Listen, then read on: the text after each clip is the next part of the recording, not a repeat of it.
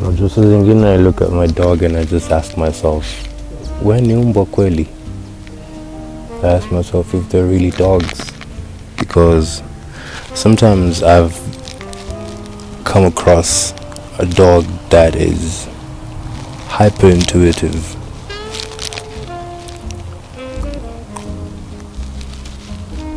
that it fills you out, and yet we talk about humanity like it's the prize of existence.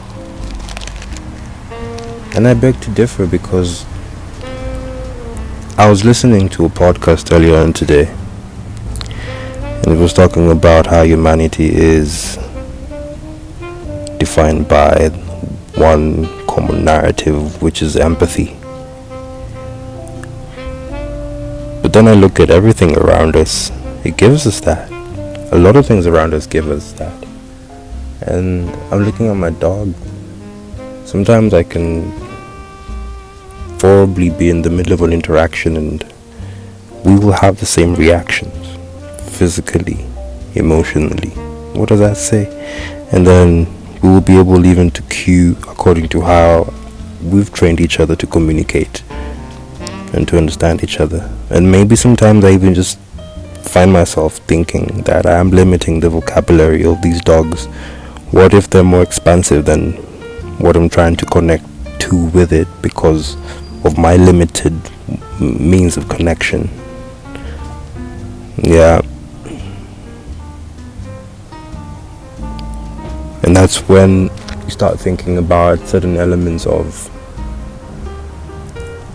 clairvoyance, and geometry.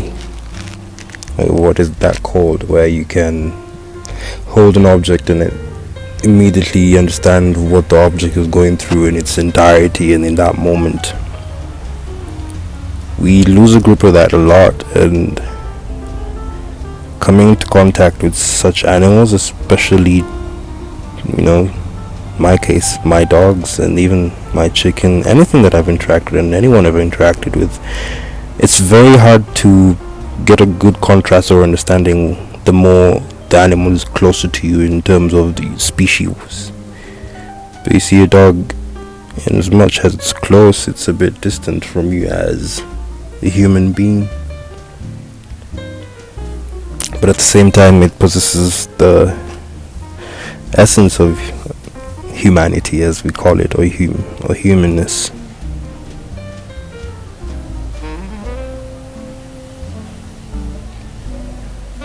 I don't know.